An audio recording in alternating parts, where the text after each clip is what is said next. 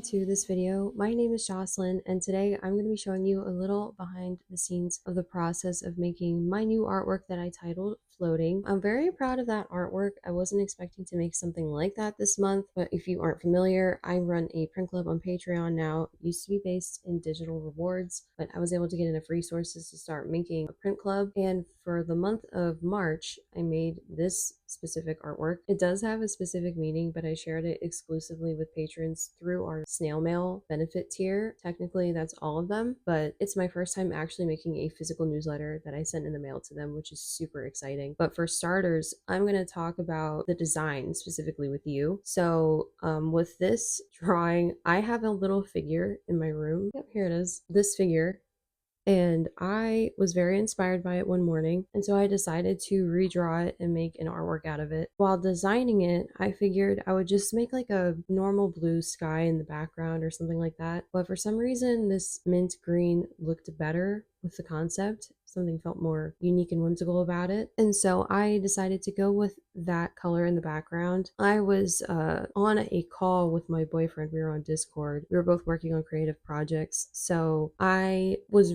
overthinking the concept a little bit because obviously I wanted to tune in with what he was doing. But once I got in a groove, it got much easier, and I pretty much finished the entire, at least digital aspect or step of it while I was on call with him. And I got the idea as I was making it to make it almost look like storybook-esque, like the visual aesthetic of it. And so I got a sticky note and I crumbled that piece of paper up and then pulled it out, and I was hoping to convey paper clouds, crumpled paper clouds in the background of this drawing. And after trying for so long, I was getting frustrated. I just couldn't convey it the way I wanted to, and I knew it was going to take a lot of time. I was referencing a piece of paper. I was like, well, I could crumple up pieces of paper and scan it, but it's going to take too much time at this point. At this period of the month, I really needed to get it finished so that I could start planning the printing, planning the cutting at home, the certificates of authenticity. I do all the printing and cutting in office or at home in my room. So I had to hurry up and have the artwork done already so that I could get the logistics of everything else in order before the end of the month, before payments go through. And part of that was also me realizing, oh, I could do a newsletter. That might be a better option. What I typically do is post to Patreon like the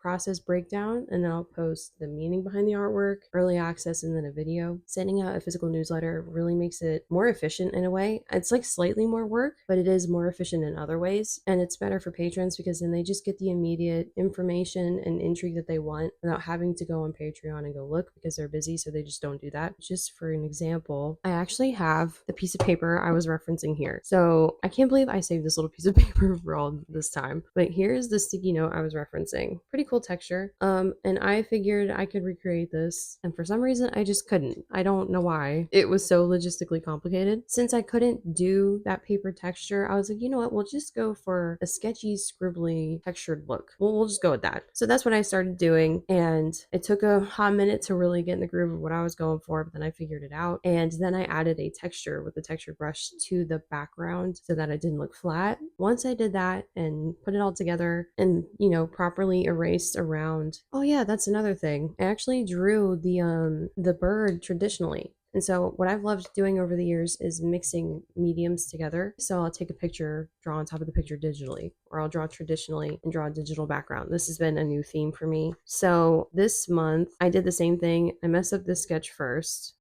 Then I did another version, which turned out much better, but was also so much smaller. I was very concerned this would not work because of the size and it would get compressed looking, but it ended up turning out fine. I did that in this very small sketchbook of mine, and then I obviously scanned it to my computer, brought it into Krita, erased around it. I use Krita for all of my artwork. It is the only reliable software I have had because I don't make a lot of money. The free option is just so good, and it's such a good software, honestly. So I am a Krita fan through and through. I use it for all my art, digital specifically. Yeah, it was very fun to make this artwork. The tools that I used, again, I showed patrons. I'll give you a little look into what I used. So for starters, I used these Prismacolors. But what I've learned is that to put marker down first and then layer pencil on top. So before I did the color pencil, I used my Copic Chow set, these right here. It feels really good to have traditional tools to use because for a while I just didn't have any. Again, when you don't make a lot of money,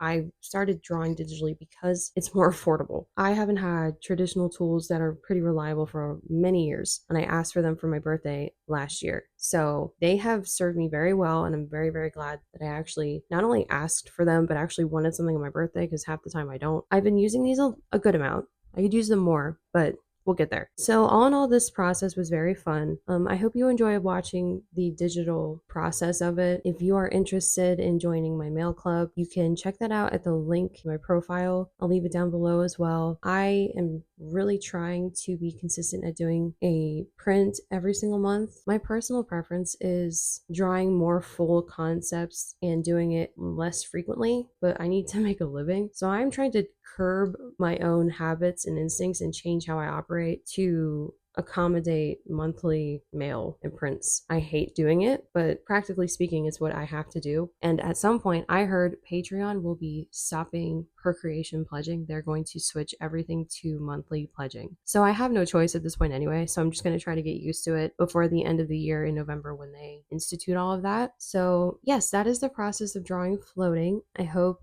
you liked the little explanation that I had to give. If you're interested, go ahead and subscribe while you're here because I do try to make somewhat frequent videos or updates or things of that sort. I'm still working it out because if you've been following me on social media for a while, I have multiple chronic illnesses. So I'm trying to be consistent and also take care of my health. It's a little difficult for me to balance it all, but I would love for you to be along for the ride. I'm sure there's a lot of exciting things coming up this year. I'm very motivated and open-minded, and I feel optimistic. So thanks so much for watching this little recap. I hope you enjoy the rest of the video. I made it chill for you so you can just relax and enjoy it. I hope to see you in my next video. Bye!